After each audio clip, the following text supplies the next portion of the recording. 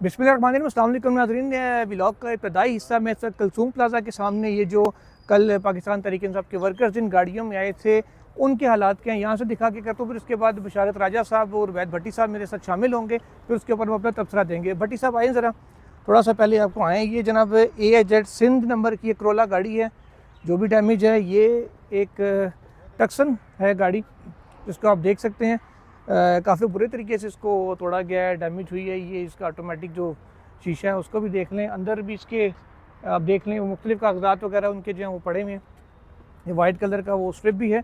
अच्छा, इसके जो टायर्स हैं ना वो दो कम अज़ कम जो हमें नज़र आ रहे हैं वो ख़राब नहीं है। बाकी ये भी पंजाब नंबर की गाड़ी है, उसका हालत भी आप देख लें आपके सामने। ये एक अवामी MP हैं कामरान शाह साहब, ये उनकी तरफ से लाई गई गाड़ी है। KP के कोहाट नंबर है इसका। और ये भी देख लें बलूचिस्तान की गाड़ी है, ग़ालिबन सालार साहब के जो काफ़िले की है। ये भी कोयटा नंबर की वैगन है, ये भी हाईएस है। ये पब्लिक ट्रांसपोर्ट है जो हायर की गई थी वर्कर्स को यहाँ पर लाने के लिए। प्रोटेस्ट में मुख्तलिफ के पीछे बैनर्स भी लगे थे, अब नहीं है। तो ये अगर हम ये कहें कि गाड़ियाँ सही सलामत है तो वो नहीं है। अच्छा, इसके टायर जो हैं वो ठीक हैं। अब ये वो आप देख रहे हैं कि जो बैठने के लिए ना शेड से लगाए जाते हैं, ये इस गाड़ी के साइड पे ये वो रॉड लगे होते हैं पब्लिक ट्रांसपोर्ट के, ताकि बंदा कोई यहाँ से गिर ना सके अगर गाड़ी उल्टे। तो ये वो रॉड्स हैं जो हैं, ये अंदर सारी तोड़ फोड़ उसकी हुई हुई है। अगर इस गाड़ी में हम आएँ तो जो वर्कर्स यहाँ पर थे ये उनका आप देख लें सामान, जैसे वो तंबू लगाने का टेंट का पूरा सिस्टम पड़ा हुआ है इसमें। ये वो हेलमेट है, उससे जो बैटन चार्ज जो होता है लाठी चार्ज उससे बचने के लिए। किसी की कमीज़ पड़ी है, किसी की शलवार पड़ी हुई है। वो नीचे भी देख लें कपड़े हैं, पानी की बोतलें वगैरह हैं, टूटे हुए शीशे पड़े हुए हैं यहाँ पे। ये इस गाड़ी का हाल है। अब थोड़ा सा यहाँ से आगे की जानिब आते हैं। ये देखें, ये इस गाड़ी का ये भी हाल है। इसका भी उसी तरीके से इसको तोड़ा गया बुरे तरीके से। ये थोड़ा सा धमाका खेज मवाद है यहाँ पे। देखें ये रोटियाँ बनी हुई हैं, ये सारा रोटी खा के जो है ना सारे तोड़ फोड़ करते हैं और दहशतगर्दी में इस्तेमाल होती है ये। वो दहशतगर्दी नाजरीन जो कल अता तारड़ साहब कहते करनी। सारी गाड़ियों के टायर जो है नाजरीन वो बुरे तरीके से पंचर किए गए हैं ताकि ये गाड़ियाँ यहाँ से भाग ना सकती। इस गाड़ी में भी देख लें खाने पीने का सामान पड़ा हुआ है, क्योंकि इसके शीशे बंद हैं तो इसलिए हम आपको उस तरीके से नहीं दिखा पाएंगे। खाने पीने का सामान, चावल पड़े हुए अंदर, इस सीट के ऊपर भी चावल पड़े हैं, उधर भी चावलों का बॉक्स है जो पड़ा हुआ है। और इस गाड़ी को फ्रंट से बड़े बुरे तरीके से डैमेज किया गया है। इसका पिछला एक टायर जो है ना वो पंचर है। ये साइड इसकी पूरी गाड़ी की साइड तोड़ी है, जो ग़ालिबन उस वक्त पुलिस की और बाकी जो यहाँ पे कानून नाफिज करने वाले आ रहे थे उनकी रेंज में आई है। ये देखें, ये सारा पुलाव कबाब है, सारा पुलाव है, चने हैं, बिस्किट्स हैं, चौको लावा। वैसे मेरे फेवरेट बिस्किट्स भी पड़े हुए हैं। अच्छा, इसी तरीके से नाज़रीन ये देख लें, ये भी वैगन्स हैं, कैरी डब्बा है। ये इसके ऊपर PTI का झंडा भी लगा हुआ है। और वो आगे थोड़ा सा चलें तो विट्स गाड़ी है, वो भी आपको दिखाते हैं। और इस साइड पे एक वीगो भी ग़ालिबन खड़ी है ब्लैक, जो नज़र आ रही है। ये ऑलमोस्ट सारी गाड़ियों की नाज़रीन सेम पोजीशन है। जिस अंदाज में ये देखें, ये टूटी हैं, इनकी सामान यहाँ पे नीचे गिरा हुआ है। ये भी देखें, साफ पता चल रहा है जैसे फ्रंट से किसी ने डंडे मार के इसको स्क्रीन को तोड़ा है, साइडों से भी।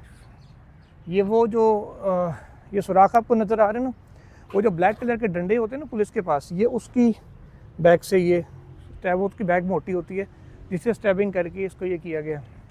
अच्छा, ये एक ब्लैक कलर की वीगो है, इसको देखते हैं। अच्छा, सारी गाड़ियाँ में बताया जा रहा है कि जो मौके पे मौजूद एहलकार थे वो कहते हैं कि घसीट के हम लोग यहाँ बड़ी मुश्किल से रोड पर से उठा के इनको यहाँ लेके आए हैं। अच्छा, अब ये देखें, वीगो का जो अंदर पूरा सिस्टम होता है, म्यूज़िक सिस्टम, साउंड सिस्टम कह लें, वो सारे का सारा निकाल लिया गया है। अब ये किसकी किस्मत में आया, किसके नसीब में आया है, इसका मैं कुछ नहीं कह सकता, क्योंकि मुझे आइडिया नहीं है कि किसके नसीबों में गया। और इधर से भी देखें तो अच्छा, ये इसके टायर ठीक है वैसे। इसके सिर्फ ये साइड, ये जो शीशा ये तोड़ा हुआ है, उधर से वो शीशा टूटा हुआ है। तो इसी तरह अगर इस गाड़ी को देखें, ये भी वैगन उसी तरीके से है। ये एक क्रोला है जिसकी नंबर प्लेट टूटी हुई है, नंबर प्लेट इसकी मौजूद नहीं है। इसके टायर्स का भी बुरा हाल है। अब ये पता नहीं कस्टम पेड है कि नॉन कस्टम पेड है, इस हवाले से कुछ नहीं कहा जा सकता। और ये जो अच्छा, इसकी नाज़रीन सीटें ही नहीं है। ये थोड़ी सी मेडिसिन भी हमें नज़र आ रही हैं, थोड़ी सी पड़ी हुई इसके अंदर, जो अर्के गुलाब का वो है, और उसके अलावा कुछ ये राइजिक है जो स्टमक वगैरह के लिए इस्तेमाल होती है, और ये इधर ये अर्के गुलाब का ये भी पैकेट पड़ा हुआ है, रस भी पड़े हैं, ये एवरीडे का दूध भी है। ये वो चीज़ें हैं जो रूटीन में इंसान अपनी खुराक अपने खाने पीने के लिए इस्तेमाल करता है। जो भी जब सफ़र पर निकलता है, स्पेशली जब आपको ये पता हो कि आपका जो सफ़र लंबा होना है वो कोई पता नहीं कितने दिन का होना है, उसमें ये चीज़ें साथ ज़ाहिर है हर बंदा रखता ही है। ये इधर से देख लें आप, इस गाड़ी का भी यही हाल है। इसके अंदर से पोजीशन देखते हैं क्या है इसका। अच्छा नज़ीर, वो जो कोयटा पराठे हम सारे बड़े शौक से खाते हैं, कोयटा होटल के पराठे, ये कोयटा होटल के पराठे भी आपको यहाँ नज़र आ रहे हैं। ये ज़मीन नीचे पैरों वाली साइड पे भी गेम है। कम से कम वैसे हम तो इसको हाथ नहीं लगाएंगे, अलबत्ता जो कम से कम पुलिस एहलकार यहाँ पे हैं उनको कम से कम इतना ज़रूर करना चाहिए कि जो रिस्क की बेहरमती है पैरों वाली जगह पे पड़ा है वो ना हो। ये देख लें, इसके शेड्स भी निकले हुए हैं बाहर। ये है जी एलांट्रा, ये तो बड़ी तकरीबन ऑलमोस्ट कोई 1 करोड़ रुपये की गाड़ी है जिसकी इस वक्त ये हालत आपके सामने, और नई गाड़ी है। तो बड़ी साहब इसका सिस्टम बचा हुआ है अभी तक।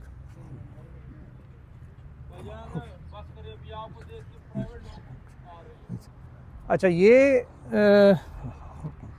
क्या जी, अच्छा ये टोयोटा है करोला।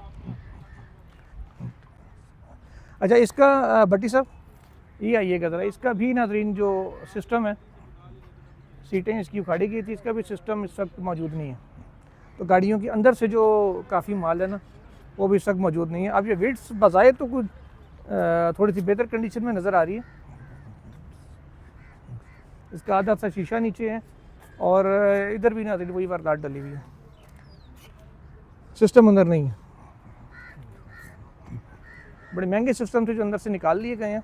तो ये पोजीशन है थोड़ी सी जो आपने देखी कि खाने पीने का वो सामान जो खा के पुलिस के ऊपर हमले करने थे, वो भी यहाँ पे सारा इन्होंने जो है ना वो रखा हुआ है। तो अब थोड़ा सा चलते हैं आगे और बुशारत राजा साहब की जानिब चलते हैं और थोड़ी सी कुछ उनसे बात करेंगे। अभी तो साइड पे ही हम अपना वो स्टैंड लगा के अपना सेटअप लगाते हैं, तो फिर चंद ही लम्हों के बाद आपसे दोबारा मुलाकात। जी नाज़रीन, ब्लॉग के दूसरे हिस्से में अब उसी हम कलसूम प्लाजा चौक में ही मौजूद हैं, जहाँ पे कल पीटीआई के कारकुनान मौजूद थे और यहीं पे ही सारा जो ऑपरेशन का आगाज़ है वो सारा यहीं से ही हुआ था। और बुशारत राजा साहब, मैं तो पोली क्लिनिक में जो मेरी हालत हुई थी, पोली क्लिनिक से इस तरफ आते हुए चाइना चौक में और फिर सारे इस एरिए में, तो मेरी तो अभी तक आंखों से पानी नहीं बंद हो रहा। स्वेलिंग तो ऑल दो के सारी रात अर्के गुलाब छिड़क छिड़क के ऊपर वो पानी मार मार के गुजारा तो हो गया, ऑल दो के सो नहीं सके पूरी रात। लेकिन थोड़ा सा मेरा सिस्टमेटिक इशू भी है सांस का, तो मेरे लिए तो काफ़ी प्रॉब्लम बन गया था। लेकिन फिर भी चले, अल्लाह का शुक्र है, किसी तरीके से दोस्तों की मदद से घर पहुंच गया। आप भी यहीं पे थे, सवेरे रशीद साहब भी इधर ही थे। तो तनकीद बहुत सारी हो रही है अली अमीन गंडापुर पे, बुशरा वीपी कह जी वो क्यों नहीं आगे रुके। अब मुझे एक बात बताएं, स्ट्रेट फायरिंग हो रही थी, ठीक है, फायरिंग के आगे किसी का वो तो खड़ा होने नहीं चाहिए था। जो भी भागा है, मेरे हिसाब से अपनी जान बचाना सबसे पहला फ़र्ज होता है हर इंसान का। आप जिंदा रहेंगे तो आप कुछ कर सकेंगे। हदीस पाक भी है कि अपनी जान पहले बचाएं। अब वो फिर ये तनकीद किस वजह से हो रही है, उसकी वजह मैं बताता हूँ आपको। मैं ये नहीं कह रहा कि जी उन्होंने एक बड़ा अच्छा करना, मैं उसकी वजह मैं आपको बताता हूँ कि उसकी वजह क्या थी। उसकी वजह अपने रुकनैन साहब ये थी कि रात को मैं और सोहेल रशीद तकरीबन 10:30 बजे in the beginning of blue area वहाँ थे। वहाँ पर मैं और सोहेल रशीद पहले आए डी चौक, जहाँ से ये पूरा एरिया ब्लैक आउट था, तमाम लाइट्स बंद थी, मुकम्मल कम्प्लीटली बंद थी। बल्कि दूर ये इसके साथ आपको पता है पीछे अपारा भी है, साथ उसके खड्डा मार्केट भी है, असर के वक्त ये सारा एरिया जो है ना ब्लैक आउट था। बात तो सुने ना। हाँ। मैं उस रशीद के डी चौक फजल हक रोड से फिर हमें कुछ चीज़ें मिली वहाँ पे। हमें सिर्फ आंसू गैस के वो धुआं, उसकी चुभन गले में और आंखों में चुभन, गले में खराशें, ये चीज़ें मिली। खैर से जब हम आए तो हम पानी भी लेकर आए थे, मास्क भी लेकर आए थे और नमक वगैरह भी लेकर आए थे कि अपनी जो हिफाजती तदाबीर होती है वो करनी चाहिए। वो तो सबसे पहले मैं और सोहेल रशीद वहाँ से वापस हो लिए। मैं एक लड़के को भी साथ लेकर आया था कि उनके हमने सारा ये मामला जो थे यहाँ भी लॉगिंग करनी थी, लोगों के साथ इंटरेक्शन करना था, उनसे पूछना था चीज़ें। तो फिर हम वापस गए तो हमने देखा कि आगे जाकर एक कंटेनर को आग लगी हुई है। मैंने सोहेल रशीद को कहा कि यार गाड़ी यहाँ रोक। सोहेल साहब अपनी गाड़ी लेकर आए, मैं नहीं लेकर आया। मैंने उन्हें कहा यार अपनी गाड़ी, एक ही गाड़ी हमारे लिए काफ़ी है। तो उन्होंने वहाँ गाड़ी रोकी तो मैं जब बाहर निकला तो मैंने ये देखा कि वहाँ पर कंटेनर को आग लगी। मैंने बंदे वहाँ खड़े थे, मैंने पूछा यार ये कंटेनर को आग किसने लगाई है, ये कौन सा कंटेनर है। उन्होंने बताया जी ये वो कंटेनर है जिस पर अली अमीन गंडापुर और बुशरा बेगम स्पीच करती है कारकुनान से। ठीक है। मुझे बाद में ये मालूम हुआ कि उस जो कंटेनर था उसका स्पीकर किसने ऑफ किया, अच्छा, उसकी बत्ती किसने ऑफ की, चलते हुए उसका स्पीकर क्यों बंद हुआ, ये कौन था जो चलते हुए उसका स्पीकर बंद किया गया। ठीक है। उसकी लाइट्स, उसके अंदर जो सिस्टम था उसका सारा, वो किसने बंद किया, जनरेटर वगैरह वो बंद कर दिया गया चलते हुए। यार वो काफिले के साथ था, काफिले के साथ जा रहा, चलते हुए बंद कर दिया गया सारा सिस्टम। ये किसने बंद किया था, कौन है वो। फिर जब मैं वहाँ से वो उसकी फुटेज वगैरह लेकर, ज़ाहिर वो यूट्यूब पर हम नहीं चला सकते कि उसके वायलेंस में आता है, हम वापस चले गए। मैं और रशीद साहब वो पीछे डी वाटसन से ऊपर खैबर प्लाजा की तरफ, तो वहाँ पर देखा हमने, वहाँ पर लोग इकट्ठे बहुत सारे। मैं उनसे कुछ पूछने लगा, उनसे बातचीत करने लगा, तो वी लॉगिंग के हवाले से, तो उस पर मुझे बड़ी तनकीद का निशाना बनाया गया। मुझे कहा गया कि ये प्लांटेड इंटरव्यू। यार मैं जिस बंदे से भी पूछता हूँ खैबर पख्तूनख्वा का तल्लक है उसका, वो अपने सीएम को गालियाँ निकाल रहा है यार, तो मुझे कह रहे प्लांटेड इंटरव्यू। मैंने पूछा यार आप गाली क्यों निकाल रहे हो। उसने कहा कि ये 4-5 अक्टूबर को भी भागा था हमें छोड़कर, और ये आज भी भागेगा हमें छोड़कर। उसकी गाड़ी के जो इर्द गिर्द है, उसकी गाड़ी नरगे में थी, बुशरा बेगम भी उस गाड़ी में बैठी हुई थी, उसकी गाड़ी के आगे लोग लेटे हुए थे। मैंने उनसे पूछा ये बताएं कि यार ये जो आप कह रहे हैं भागेगा भागेगा, ये नहीं भागता, ये आप क्या करें। उन्होंने कहा जी कि ये कम से कम बाहर निकले, हमें ये बताया, हमें इस बात मिले कि हमने करना क्या है। अब देखिए यार, मैं वो बात आपकी दुरुस्त है कि वो जान बचाने के लिए भागा। कारकुनान यहाँ पर बाहर गोलियाँ खा रहा है, आंसू छलिंग खा रहा है, वो गाड़ी से साफ बाहर नहीं निकल रहे। मुझे ये बताएं, उमर अयूब से लेकर शिबली फराज, वो अल्लाह के 99 नामों के नीचे खड़े होकर हाथ में तस्बीह लेकर वो बोलने वाला अली मोहम्मद खान जिसे कहते हैं, मुझे चेयर पार्टी मैं वही बेस्ट गोर की बात कर रहा हूँ। सलमान अकबर राजा, हमाद अजहर, ये नईम हैदर पंजोस्ता, ये लोग कहाँ मुझे नजर नहीं आए। वो जो अमेर न्याजी है उसके बारे में मुझे एक बंदे ने बताया कि वो यहाँ आया, हमें छोड़कर चला गया कहीं, वो मिला ही नहीं। यार कारकुनान को मैंने खुद देखा, मैं जब फायरिंग हुई तो मैं उस वक्त वहाँ पर खड़ा था सोहेल रशीद। मैं जब फायरिंग हुई तो लोग वहाँ से भागे, जब और अली अमीन गंडापुर और बुशरा बेगम की गाड़ी स्पीड से वहाँ से निकली। मेरे साथ जो लड़का आया हुआ था, मैंने यार उसका हाथ पकड़ा और कहा कि चल यार भाग यहाँ से, तुझे कुछ हो गया ना तो तेरा बाप नहीं मुझे छोड़ेगा। क्योंकि मैंने वो लड़का जो था मुसद्दक का भतीजा कज़न था, उसको लेकर साथ आया हुआ था। आप ये दुरुस्त कह रहे हैं जान बचानी चाहिए, लेकिन मुझे ये बताएं आपके यार जान बचानी चाहिए। आप खड़े होकर, आपका कारकुनान यहाँ पर निहत्ता कारकुनान, उसके पास कुछ भी नहीं है, वो कोई दीर से आया हुआ है, कोई बलूचिस्तान के दूर दराज इलाकों से आया हुआ है, कोई अपर दीर से आया हुआ है। यार आप अपर दीर जाए, वहाँ कोई कबराट से आया हुआ है, आप जाए वहाँ जाकर देखें कबराट, अपर दीर, वो कितने दूर दराज इलाके हैं यार, जी जी, दूर रफ्ता इलाकों से वो बेयारो मददगार लोग। मेरी बात सुने, यहाँ पर रात को मैंने 20 साल से लेकर 70 साल तक लोग देखे यार, कमिटेड लोग देखे मैं। लेकिन जब क़यादत की बात आई तो क़यादत हमें सिरे से मिली ही नहीं यार वहाँ पे। साहब 100 में से 100 नंबर पीटीआई के वर्कर को मैं यही बात कर रहा हूँ ना, ये बुज़दिल क़यादत है इनकी यार। 100 में से मैं कह लूँ 0.1 नंबर पीटीआई की क़यादत को। अब थोड़ा सा भट्टी साहब को शामिल गुफ्तगू करें, वो भी सोहेल रशीद साहब की तरह टाइम देखेंगे कि इतनी देर लगा दी। अच्छा भट्टी साहब, पहले तो आपको खुशामदीद। दूसरा ये बताएं कि अभी तो चले अली अमीन गंडापुर साहब ने कुछ देर पहले एक प्रेस कॉन्फ्रेंस ठोकी है या वर्कर से वहाँ पे बांसेरा में खिताब किया है। व्हाट वाज दैट, उनका बेसिकली क्या मैसेज था, वो क्या सफाई उन्होंने क्या दी है कल के हवाले से, या नेक्स्ट लाए अमल क्या दिए। अली अमीन गंडापुर ने एक्चुअली वहाँ जाके यही बताया कि जी हमारे ऊपर सीधी फायरिंग हुई है, ठीक है, मुझे पे हमला किया, बुशरा बीबी पे हमला करने की कोशिश हुई है, हम पुरअमन एहतजाज कर रहे थे और हमारे ऊपर सीधी फायरिंग कर दी गई है। और उन्होंने कहा कि धरना ख़त्म नहीं हुआ, ये धरना इमरान खान के इख्तियार में है और ज़रूरी नहीं है कि हर वक्त धरने में वहाँ। उन्होंने गोलियाँ मारी, हमारे लोग शहीद कर दिए, सैकड़ों लोगों को गोलियाँ लगी हुई हैं, सैकड़ों गिरफ्तार हैं, डाटा अभी आ रहा है और धरना हमारा जारी है। हम जलसे की बात करते हैं, इजाज़त नहीं मिलती, एहतजाज की बात करते हैं, इजाज़त नहीं मिलती, अदालतों से इंसाफ नहीं मिलता। हमारे पास क्या चॉइस है, एक ही चॉइस है कि जलसे ना हो तो चॉइस ये है कि आप आकर लोगों को, भाई यहाँ पर आपके पास चॉइस ये है, अली अमीन गंडापुर साहब आप यहाँ से रात को भाग करके, मैंने इन आँखों से देखा है, उस गाड़ी में बुशरा बेगम भी थी यार, लोग रहते यहाँ पर मार खा रहे थे, शैलिंग खा। मैंने एक नौजवान को देखा गोली लगे हुए यार, 20 साल नौजवान, वो किस तरह बंदे का दिल फट जाता है यार ये बात करते हुए। अच्छा, गंडापुर साहब कहते हैं कि मैं तहरीक इंसाफ के कारकुनों को सलाम पेश करता हूँ। आप जो जंग लड़ रहे हैं नस्लों की जंग है। इमरान खान जेल में हमारी नस्लों के लिए है, वो कुर्बानी दे रहा है। मैं वादा करता हूँ कि हम पर तशद्दुद ना होता तो हम लोग भी जवाब ना देते। वो फोर्सेस का वो कह रहे हैं कि फोर्सेस के जवान भी हमारे भाई हैं, सुभान अल्लाह, क्या हम बात उनसे है। गलत काम कराया जा रहा है। एक सूबे का वज़ीर आला इंसाफ ना ले सके तो पाकिस्तानियों सोचो तुम्हारी क्या औकात है। फिर उन्होंने सुभान सामने अल्लाह। हमने इनका मुकाबला करना है। और बाकी अच्छा, सुना उन्होंने था कि बुशरा बीबी भी प्रेस कॉन्फ्रेंस करेंगी उनके नहीं, साथ। वो उनके साथ नहीं बैठी उनके हैं। साथ नहीं बैठी। तो उसके बाद वो कह रहे हैं कि मुझ पर डायरेक्ट हमला हुआ, अगवा की कोशिश की गई, बार बार मजबूर कर रहे हैं। मेरी कि बात हम सुने आपसे यार निपटें। भट्टी साहब, कभी 5 अक्टूबर को तू यहाँ आता है और यहाँ से कहता है कि वहाँ असेंबली में बैठ कर कहता है कि मैं खाली जेब 12 इंसलाब क्रॉस करके आया और यहाँ रात को अगवा करने के मेरे सामने भागा यार वहाँ से। अगवा कोई किसने आप करने सही की कह रहे कोशिश हैं की साहब, यार। मैं बल्कि खुद ये सवाल का झूठ जवाब बोल ढूंढ रहा है हूं। वो बंदा। मैं इस सवाल का जवाब ढूंढ रहा हूँ। अली अमीन गंडापुर तो भाग गए।